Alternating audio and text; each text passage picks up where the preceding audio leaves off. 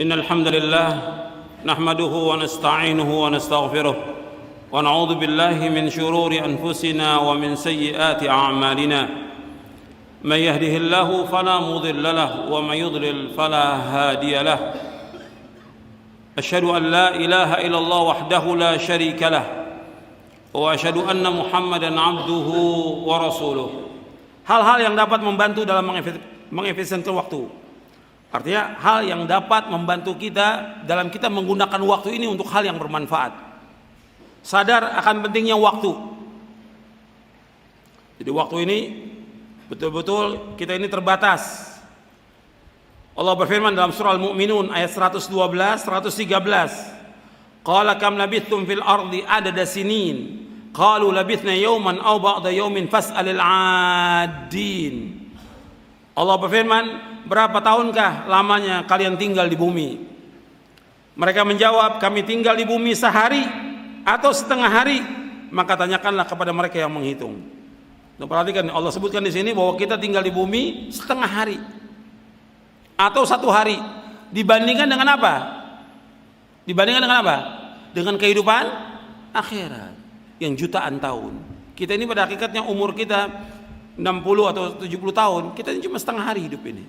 Kalau setengah hari mesti kita berlomba-lomba melakukan amal-amal ketaatan. Setengah hari kita hidup ini atau satu hari. Imam Ibnu Jauzi rahimahullah berkata, sepatutnya bagi manusia mengetahui kemuliaan waktu dan kadar waktunya. Jangan ia sia-siakan waktunya walaupun hanya 1 menit tanpa ada ketaatan kepada Allah SWT. Dalam Sayyidul Khatir. Jadi 1 menit aja kita harus betul-betul gunakan waktu yang sebaik-baiknya.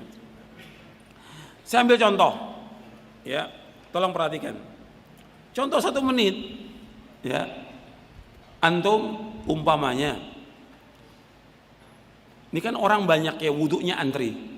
Lagi antum antri wudu, bisa kan antum ucapkan astagfirullah, astagfirullah, astagfirullah, subhanallah, walhamdulillah, akbar, la haula wala quwwata. Bisa nggak itu? Bisa. Manfaat nggak itu? Manfaat. Antum nunggu bis, nunggu kereta, atau sambil bawa motor, bisa antum berzikir kepada Allah. Manfaat tidak? Manfaat. Jadi hatta 1 menit manfaat waktu itu.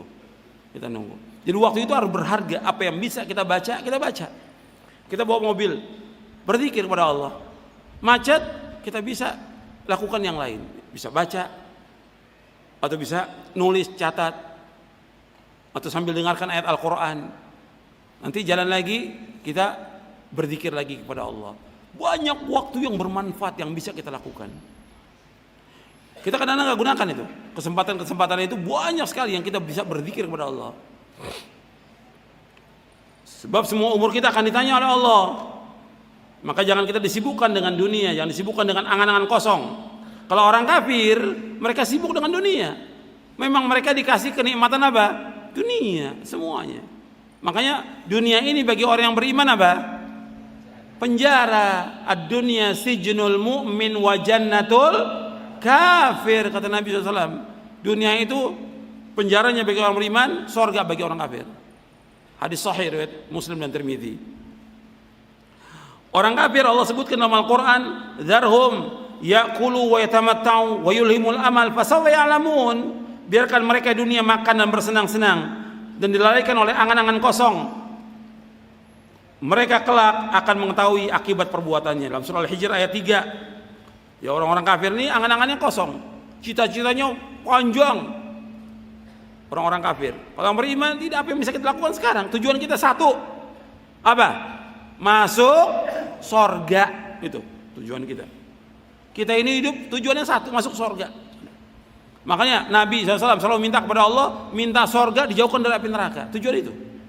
Maka kita berusaha, berjuang siang dan malam bagaimana supaya kita bisa masuk sorga. Adapun dunia, sukses dunia, ini sukses yang semu. Sukses yang abadi kapan? Di akhirat. Yang kita cari bukan dunia. Kalau orang kafir yang dicari apa? Kalau orang kafir yang dicari apa? Dunia. Kalau orang beriman yang dicari apa? Akhirat. Kalau kita cari akhirat, dunia pasti akan ikut. Pasti akan ikut. Kita nggak boleh meninggalkan dunia dalam artian kita nggak mau cari nafkah, nggak mau kerja, nggak boleh. Nggak boleh, nggak mau menikah, nggak boleh. tetap harus jalankan sesuai dengan contoh Nabi Shallallahu Alaihi Wasallam, dijalankan. Tapi jangan kita disibukkan dengan apa? Dengan dunia. Nanti kita akan bahas tentang zuhud.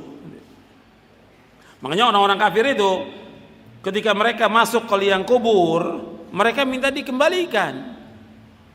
Orang-orang fasik, orang-orang munafik, orang-orang kafir, ketika mereka masuk ke liang kubur, mereka menyesal. Mereka menyesal. Allah sebutkan di sini dalam surah Al-Mu'minun ayat 99 ayat 100, Allah berfirman, "Hatta idza ja'ahumul mautu qala rabbirji'un la'alli a'malu salihan fima tarakt." Kalla inna kalimatun huwa qailuha wa min waraihim barzakhun ila yaumi yub'atsun. Demikianlah keadaan orang-orang kafir hingga apabila datang kematian kepada mereka, ia berkata, "Ya Rabbku, kembalikanlah aku ke dunia agar aku dapat berbuat kebajikan yang telah aku tinggalkan." Sekali-kali tidak, sungguh itulah dalih yang diucapkan saja, dan di hadapan mereka ada barzakh sampai pada hari mereka dibangkitkan. Anda perhatikan di sini, orang-orang kafir, orang-orang munafik, orang-orang fasik, ketika datang kematian, mereka minta dikembalikan. Nggak ada manfaatnya omongan ini. Minta dikembalikan dunia. Mereka mengatakan, la'alli amalu salihah, barangkali kami bisa melakukan amal soleh. Udah nggak ada manfaatnya. Makanya melakukan amal soleh kapan? Sekarang. Kita berlomba-lomba melakukan amal soleh. Jadi mereka menyesali, penyesalan itu gak ada manfaatnya. Sama dengan orang kafir, ketika mereka dimasukkan ke dalam neraka, mereka mengatakan kepada Allah, "Ya Allah, keluarkan kami dari neraka, kami akan tebus dengan sepenuh bumi emas." Sepenuh bumi emas. Bermanfaat atau tidak? Gak bermanfaat. Mereka kekal dalam neraka selama-lamanya. Wa ma hum bikharijina minha. Mereka gak akan keluar dari neraka selama-lamanya. Makanya kita gunakan waktu kita dengan sebaik-baiknya. Dan Anda perhatikan bahwa waktu ini sangat berharga. Nabi bersabda SAW dalam hadis yang sahih yang diriwayatkan oleh Imam Bukhari, Tirmidzi, Ibnu Majah, Ahmad, Darimi dan yang lainnya dari sahabat Ibnu Abbas radhiyallahu anhu, Nabi bersabda sallallahu alaihi wasallam, "Ni'matani maghbunun fi ma katsirun minan nas as-sihhatu wal faragh." Antum lihat di halaman 89, halaman 90. Kata Nabi, "Ni'matani maghbunun fi ma katsirun minan nas as-sihhatu wal faragh." Ada dua nikmat yang banyak manusia tertipu dengan dua nikmat itu, yaitu waktu sehat dan waktu luang. Nikmat sehat dan waktu luang, banyak manusia tertipu. Hadis ini sahih riwayat Bukhari, Tirmidzi, Ibnu Majah dan yang lain dari sahabat Ibnu Abbas. Kata Ibnu Battal rahimahullah, mana hadis tersebut, seorang tidak disebut luang sampai ia cukup dan sehat badannya. Siapa yang beroleh itu, maka adalah ia bersemangat agar tidak tertipu dengan meninggalkan syukur kepada Allah atas nikmat yang Allah berikan kepadanya, dan mensyukurinya dengan mengerjakan perintah-perintah Allah, menjauhkan larangannya. Siapa yang tidak berbuat demikian, maka adalah orang yang tertipu. Sabda Nabi SAW, "Katsirun minas", banyak manusia, menunjukkan bahwa yang diberikan taufik, yang tidak tertipu dengan kedua nikmat tersebut sangat sedikit. Jadi kita ketika diberikan nikmat sehat oleh Allah, waktu luang, bersyukur. Bersyukurnya dengan apa? Bersyukurnya dengan apa? Tolong jawab, siapa yang bisa jawab? Yang sebelah kiri. Iya. Iya, yang sebelah kanan. Bersyukurnya dengan apa? Di sini ada penjelasannya. Coba baca lagi. Berarti antum nggak baca bukunya. Coba baca. Mensyukurinya dengan apa? Mensyukurinya dengan apa?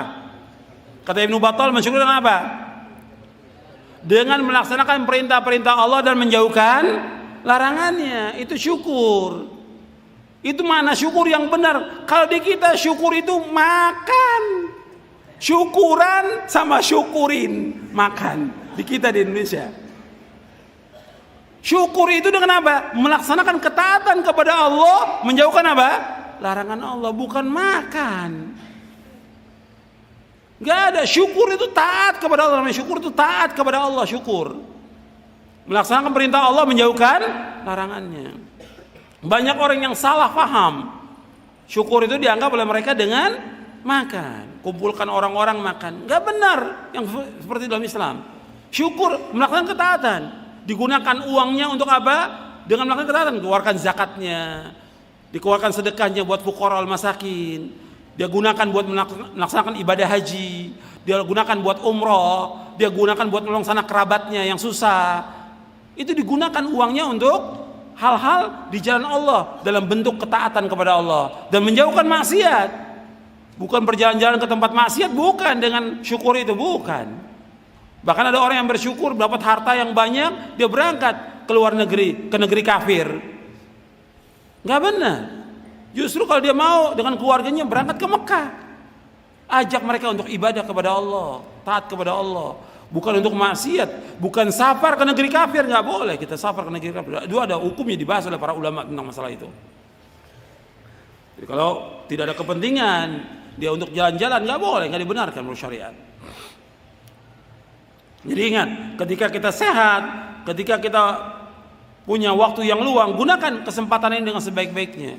Kenapa? Suatu waktu kita pasti akan sakit. Kita sebagai manusia mesti akan sakit. Nggak ada orang selamanya sehat, nggak mungkin. Jangankan kita, Nabi Muhammad SAW juga sakit sebagai manusia. Para sahabat juga sakit sebagai manusia. Wali-wali Allah, para sahabat itu semuanya wali Allah, sakit juga. Makanya gunakan waktu sehat dengan ibadah kepada Allah, begitu juga waktu luang kita gunakan untuk taat kepada Allah. Kata Imam At-Tibi, kata beliau begini, Nabi membuat perumpamaan seorang pedagang yang memiliki modal. Antum lihat di halaman 91. Nabi SAW membuat perumpamaan seorang pedagang memiliki modal. Ia mengharapkan keuntungan dengan selamatnya modal itu. Dan caranya yaitu dengan memilih orang yang bermuamalah dengannya dan selalu jujur serta pandai agar dia tidak tertipu. Kesehatan dan waktu luang adalah modal, dan sepatutnya seorang bermuamalah dengan Allah dengan iman, berjuang melawan hawa nafsu dan musuh agama agar ia beruntung di dunia dan di akhirat. Untuk melihat penjelasan para ulama itu jelas, gamblang mereka, karena mereka paham tentang agama. Digunakan dengan sebaik-baiknya untuk taat kepada Allah, bukan untuk yang lain. Jangan kita gunakan buat yang sia-sia waktu kita ini, akan ditanya oleh Allah. Kemudian perhatikan lagi hadis Nabi SAW, halaman 92.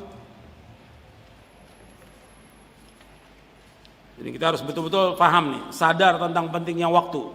Nabi bersabda sallallahu alaihi wasallam, "Kun fid dunya ka'annaka gharibun aw 'abiru sabilin wa'udda nafsaka min ahli al-qubur." Wa kana Ibnu Umar yaqul, "Idza amsayta fala tantadhir as-sabah wa idza asbahta fala tantadhir al-masa' wa khudh min sihhatika limaradik wa min hayatika limautik." Kata Nabi SAW, jadilah kamu dunia seperti orang asing atau orang yang dalam perjalanan, dan hitunglah dirimu termasuk orang yang pasti mati. Artinya pasti menjadi penghuni kubur. Ibnu Umar berkata, apabila engkau berada waktu sore, jangan tunggu waktu pagi. Apabila engkau berada waktu pagi, jangan tunggu waktu sore. Gunakan sehatmu sebelum sakitmu, gunakan hidupmu sebelum matimu. Perhatikan di sini. Hadis ini sahih, riwayat Bukhari, Ahmad, Tirmidzi, Ibnu Majah, Abdullah Ibn Mubarak dalam kitabnya Zuhud, Al-Baihaqi dalam Syu'abul Iman, Abu Nuaim dalam kitabnya Hilyatul Auliya, Al-Baghawi dalam Syarah Sunnah, dan yang lainnya. Hadis ini sahih. Tambahan wa'udda nafsaka minal kubur itu tidak ada dalam riwayat Bukhari. Wa'udda nafsaka minal kubur tidak ada dalam riwayat Bukhari, adanya dalam riwayat Ahmad, At-Tirmidzi, Ibnu Majah dan yang lainnya. Makanya kalau antum baca buku Arba'in An-Nawawi, Imam An-Nawawi rahimahullah enggak masukkan hadis ini wa'udda nafsaka min ahlil kubur, karena beliau membawakan hanya riwayat siapa? Riwayat Bukhari.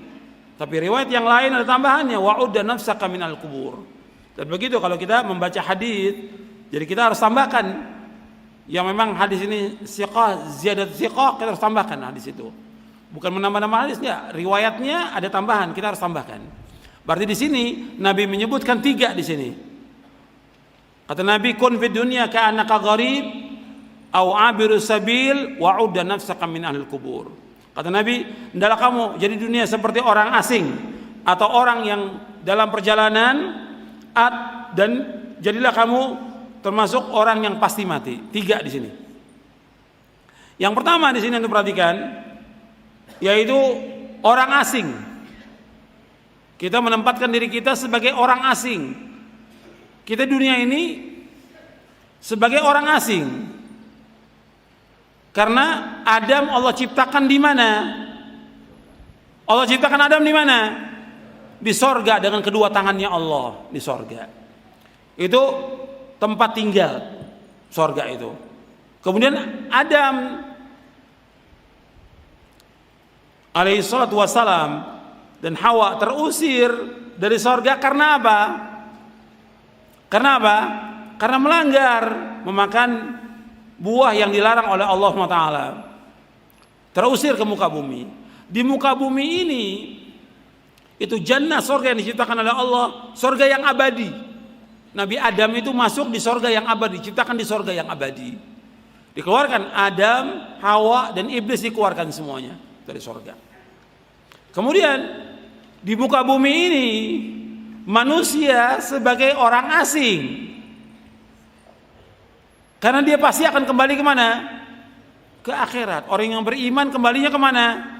Ke sorga. Kalau dia sebagai orang asing di muka bumi ini, orang asing kalau tinggal di setempat nggak lama. Umpamanya sekarang kita berangkat ya safar ke luar negeri, umpamanya ke Mekah atau ke Madinah, kita menunaikan ibadah haji atau umroh, kita nggak mau lama-lama karena kita rindu kepada orang tua, rindu kepada istri, rindu kepada anak, rindu kepada keluarga, nggak lama. Maka dia berusaha bagaimana melaksanakan ibadah semaksimal mungkin, kemudian segera pulang. Itu orang asing. Itu perempuan orang asing. Seperti kita juga tugas keluar kota umpamanya. Kita di luar kota sebagai orang asing. Tentunya selesai pekerjaan kita akan segera pulang. Itu orang asing. Kita ini di dunia sebagai orang asing. Maka kita harus terus melakukan amal-amal soleh supaya kita bisa kembali ke rumah, ke tempat asal penciptaan manusia. Di mana? Sorga. Paham sampai sini? Ini yang pertama. Yang kedua, Nabi mengatakan, adalah kamu jadi orang yang dalam perjalanan. Kita ini sekarang sebagai musafir, sedang berjalan kita. Menuju kemana kita berjalan? Menuju kepada Allah Rabbul Alamin. Makanya nasihat oleh para Nabi, fafirru ilallah, larilah kamu kepada Allah. Kita sebagai musafir, kita sedang berjalan menuju kepada Allah. Kita sedang berjalan menuju akhirat. Seorang musafir ketika dalam perjalanan, apakah semua barangnya dibawa sama dia? Perabot rumahnya, tempat tidurnya dibawa enggak? Enggak kalau musafir. Paling hanya beberapa aja yang penting yang dibawa. Uang, sekedar makanan. Kita juga demikian. Kita di dunia ini hanya sekedarnya aja. Yang kita bawa ketakwaan kepada Allah dan amal saleh. Bekalnya kita kata Allah, wa tazawwadu fa inna khairaz zadid taqwa wa taquni ya ulul albab. Berbekallah kalian karena sebaik-baik bekal adalah apa? Takwa. Takwa bekal yang terbaik itu. Maka kita punya bekal takwa, ketaatan kepada Allah dan amal-amal soleh. Kita sedang musafir. Kita ini dunia sedang berteduh. Nabi ketika ditawarkan berbagai macam kekayaan, Nabi kaba, mali walid dunia, kata Nabi. Apa aku dengan dunia? Aku nggak ada hasrat dengan dunia, kata Nabi SAW. Ana wa dunya qarakibin istadhalla tahta sajaratin thumma raha wa tarakaha. Aku dengan dunia perumpamannya seperti aku mengendarai kendaraan onta. Kemudian aku berteduh di bawah pohon dan aku akan tinggalkan. Ada nggak orang teduh di bawah pohon berhari-hari? Nggak ada, sebentar. Apalagi sampai berpekan-pekan, berbulan-bulan, bertahun-tahun, tidak. Kita ini di dunia sedang berteduh sebentar aja. Perhatikan, kita dunia ini sedang berteduh sebentar aja, kita berteduh. Dan kita akan meninggalkan dunia ini. Menuju kemana? Menuju kepada Allah Rabbul Alamin. Pasti akan kembali. Antum lihat, semua keluarga kita sudah banyak yang meninggalkan kita.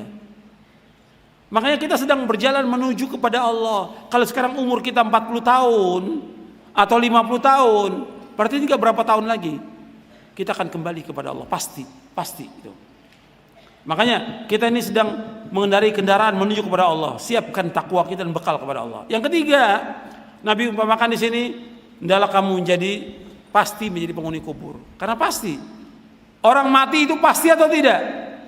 Pasti. Perhatikan, kita hidup dalam kepastian. Jangan hidup dalam bayang-bayang. Dunia ini hidup bayang-bayang, fata morgana, yang pasti hancur dunia ini. Tapi kita hidup dalam kepastian. Kematian itu pasti. Sorga itu pasti. Saya ulangi lagi. Kematian itu pasti. Pertanyaan di alam barzah, alam kubur pasti. Adanya nikmat kubur dan siksa kubur pasti ada. Pasti ada. Kita akan dikembalikan kepada Allah itu pasti. Kita akan ditanya dihisab pasti. Kita akan melewati sirat pasti. Adanya sorga dan neraka pasti. Semua serba kepastian. Karena itu kita harus punya bekal. Kita pasti mati. Maka ketika ada orang meninggal dunia, kita ucapkan apa? Ucapkan apa? Innalillahi wa inna ilaihi raji'un. Semua kita milik Allah dan kita pasti akan kembali kepada Allah, pasti. Tapi orang yang mengucapkannya tidak sadar semuanya. Yang mengucapkannya kebanyakan tidak sadar. Habis mengucapkan innalillahi, tetap aja sibuk dengan dunia. Sibuk dengan dosa, sibuk dengan maksiat, sibuk dengan permainan. Padahal dia udah ucapkan innalillahi wa inna ilaihi raji'un. Kita ini milik Allah dan kita pasti akan kembali kepada Allah. Semua pasti akan kembali kepada Allah. Pasti. Maka Nabi katakan wa'udda nafsaka min ahlil kubur. Hitung diri kamu termasuk orang yang pasti menjadi penghuni kubur. Sekarang kalau sudah demikian Nabi sebutkan 3. Perhatikan nih pemahaman sahabat. Tolong perhatikan. Jangan ngobrol, jangan tidur. Perhatikan, tolong perhatikan. Setelah disebutkan 3 ini, antum lihat pemahaman sahabat. Ibnu Umar memahami hadis Nabi ini. Kata Ibnu Umar apa? Apabila engkau berada pada waktu sore, jangan tunggu waktu apa? Pagi. Kerjakan pekerjaan sore. Apa yang bisa kita kerjakan di waktu sore? Habis sholat asar, zikir. Pada sholat, zikir sore. Murajaah Al-Quran. Apalagi yang lain? Bantu orang tua. Atau pekerjaan apa lagi yang bisa kita kerjakan di waktu sore itu? Sampai ba'da maghrib, sampai isya terus kita kerjakan. Jangan tunggu waktu pagi. Idza amsayta fala tantaris wa idza asbahta fala tantaris. Apabila engkau beratur pagi, jangan tunggu waktu sore. Apa yang bisa kerjakan? Habis salat subuh, apa? Zikir pada subuh. Zikir pagi baca Quran. Apalagi yang bisa kita kerjakan saat itu? Jadi apa yang jangan tunggu waktu sore. Kemudian wa khudh min sihhatika, gunakan sehatmu sebelum datang sakitmu. Wa min hayatika limautik, gunakan hidupmu sebelum mati. Jadi harus kita gunakan waktu kita sebaik-baiknya. Jangan sampai sia-sia. Gunakan sebaik-baiknya. Jadi waktu pagi gunakan. Banyak orang-orang yang tidak gunakan sebaik-baiknya. Waktu sore gunakan. Jadi kalau waktu sore disebutkan, ya terus sampai waktu malam. Tinggal antum ngatur jadwal antum. Dari mulai pagi sampai sore, dari sore sampai malam apa yang dikerjakan. Tapi ini hanya untuk kita, nggak boleh orang lain tahu. Atur jadwal itu. Kita harus betul-betul menggunakan waktu sebaik-baiknya. Kalau enggak kita rugi, karena waktu ini modal. Kalau antum gunakan sebaik-baiknya, insya Allah manfaat. Hatta waktu malam aja banyak para imam gunakan waktu malam. Antum sudah paham semuanya tentang Imam Bukhari. Imam Bukhari, apa terpikir bagi Imam Bukhari bahwa kitabnya akan dibaca oleh umat seluruh dunia? Nggak terpikir oleh Imam Bukhari. Tapi dia tetap berusaha bagaimana menghafal hadis, menulis hadis. Sampai malam itu bangun berapa kali Imam Bukhari? Bangun malam nggak seperti kita, tinggal stop kontak nyala lampu. Kalau dulu harus nyalakan dulu, pakai minyak, baca. Maka sebagian ulama ada yang sampai buta dia, karena kan panas itu. Lampu yang dipakai, lampu untuk baca itu oleh mereka, isi minyak, kemudian dinyalakan, dibaca sampai buta. Seperti Al-Hafidh Ibnu Katsir, akhir hayatnya buta, baca terus depan lampu itu, sampai buta. Banyak para ulama yang demikian. Imam Bukhari nyalakan lagi, hafal hadis. Waktu malam digunakan demikian, apalagi waktu siang. Waktu malam waktunya istirahat, tidur, bangun lagi, baca lagi, hafalkan lagi, nulis lagi, tidur lagi, bangun lagi, nyalakan lampu lagi, seperti itu. Sampai berapa kali Imam Bukhari. Antum bisa lihat, rahimahullah rahmatan wasi'ah. Bermanfaat waktunya. Kita ini banyak waktu kita yang tidak bermanfaat. Maka antum gunakan dengan sebaik-baiknya. Kemudian di sini juga disebutkan oleh Imam Nawawi. Antum perhatikan perkataan Imam Nawawi, ini bagus sekali buat kita semuanya ini. Halaman 94. Kata Imam Nawawi, hendaklah seorang penuntut ilmu berkemauan keras untuk belajar ilmu syar'i, selalu dan senantiasa menggunakan seluruh waktunya untuk menuntut ilmu, baik malam maupun siang, di saat mukim maupun ketika safar. Ia tidak mau sedikit pun waktunya hilang sia-sia dengan tidak memperoleh ilmu, kecuali sekedar keperluan makan, tidur dan hal-hal yang mesti ia lakukan, dan juga untuk istirahat sebentar untuk menghilangkan kebosanan, kejenuhan dan hal yang penting lainnya. Dan tidak termasuk orang yang berakal, perhatikan, tidak termasuk orang yang berakal, seorang penuntut ilmu yang sudah ditempatkan sederajat dengan pewaris para nabi, kemudian ia menyia-nyiakan waktu, tidak digunakan untuk menuntut ilmu. Imam Nawawi sudah mempraktikkan. Imam Nawawi umurnya berapa tahun? Siapa yang bisa jawab? Imam Nawawi umur berapa tahun? Berapa tahun? 45 tahun. Imam Nawawi umurnya 45 tahun, tapi karangannya lebih dari 100 jilid. 45 tahun umurnya, karangannya, tulisannya Imam Nawawi lebih dari 100 jilid. Dan dulu belum ada lampu seperti kita sekarang ini, belum ada ballpoint seperti sekarang, tapi nulis terus Imam Nawawi sampai bermanfaat buat umat ini. Kita lanjutkan, ikhwan fillah, azakumullah. Tentang waktu nanti antum bisa baca lagi beberapa hadis yang saya tulis di sini yang berkaitan menggunakan waktu sebaik-baiknya. Di antaranya nanti antum perhatikan sampai Nabi merinci tentang waktu itu, sampai Nabi rinci. Kata Nabi SAW, "Ightanim khamsan qabla khamsin, syababaka qabla haramika, wa sihhataka qabla saqamika, wa ghinaka qabla faqrika, wa faragaka qabla syughlika, wa hayataka qabla mautik."